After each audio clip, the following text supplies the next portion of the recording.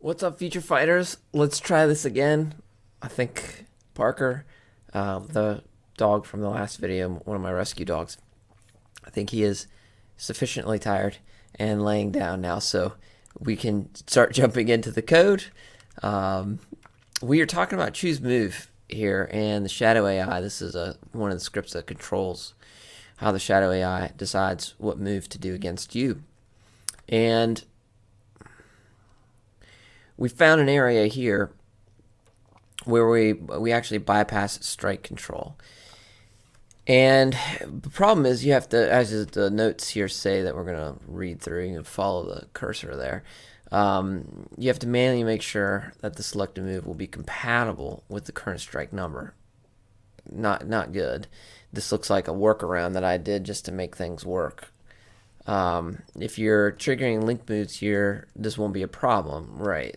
And so, let me load up my digital assistant here. There we go. So I also remap my keyboard as well with my digital assistant, or my digital assistant remaps the keyboard. A little bit faster operation. Take control of this ThinkVantage keyboard, a few buttons on it that I don't really use, like the internet, like the back and forward button for internet browsers. It's easier to make that just end and or home and end respectively on the keyboard. So a little faster operation. More efficient we are, more code we can make, right? More game we can make. So I made a little note here. I'm only using this in 5 places, and this is the one that we're actually really got our attention drawn to this. This is necessary because this isn't actually an attack. And this is the same as, no, so that's number 3, number 4, and number 5. Very specific non-attack moves.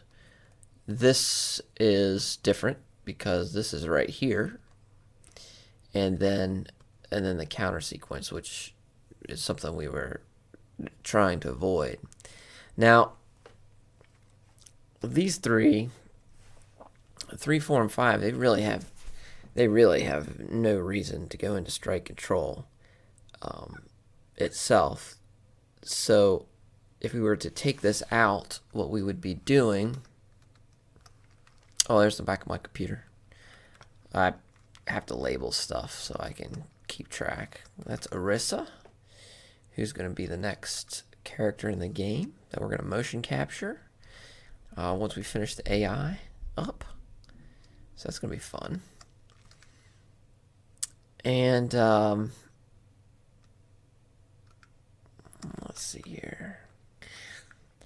Really what we would do in those cases is we would have to move the code for those decisions to strike control itself. So it would be up here. Similar to what we did here, this is for block breakers, for deciding whether or not to use a block breaker. Now, that doesn't really make much sense because that's not a strike control. Right? It's not. These aren't strikes. Retreating and the gravity, they're not strikes. So the question is, well, why are we using choose move for those at all? And the reason is up here. It has to do with follow through. Now, follow through in Future Fighter, we've gone over that before. Let me grab. Sorry, I was going to disappear for a second. There we go. So let's bring up a different background.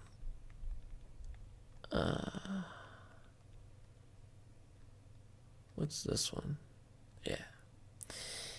So follow through in Future Fighter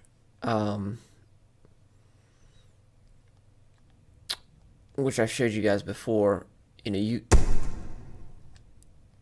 Also would be the best way. Let me show you the full display. So what I want you to do is there's a follow through factor there, and there's post strike frames, and I want you to look at those post strike frames. It's right above combo count, and you can see how they go up, right? And that's letting the move play out as a whole. You can see I let go of my controller and I just let let Omega finish that kick. Now watch this. Watch those post strike frames. See how it says 2? Remember it says 9 before, right? Now it says 2. Well, that's because in Future Fighter you control your follow through, and that is one of your momentum parameters in fighting is follow through. So if you just pop someone and stop, or if you drive through and you let your momentum follow all the way through the target, it changes things. Obviously, damage is one of them because you have more power when you let things follow through. And again, you could watch the combo damage on the bottom of the data. So here we are. I cut it short. That was no post strike frames at all. And now that throws 3 damage. And then you let it follow through and it's 6 damage. So, and of course, that's just the follow through damage. And then there's also the other component to the momentum, of course, is your body movement. Because if your body is going forward, there's more momentum and more force then behind the strike. And that's also, so if I stand still and follow through with everything, it's 4.5. You can see the momentum factor, which is in the middle there. The momentum factor is 1. And I get 4.5 damage, letting it go all the way through. Now, if I fly forward, my momentum factor is 2. It doubles the damage. That's what I found in my experience in real world sparring. If you throw your body weight forward, you double the damage going forward. So you multiply it by 2. And so you get 6 out of that. As you can see in the calculation, the momentum factor and the follow-through factor, those multiply together, and that gives you, and then let's see here, momentum factor and the follow-through factor combined with the number of strike frames, that gives you what your total momentum impact is. And that calculation, I kind of drew that calculation out of my experiences. And so you get 6 damage as opposed to 4.5 damage when you're just following through. And then if you're just standing still and you don't use any momentum at all, it's just 3 damage. So that's how follow through works.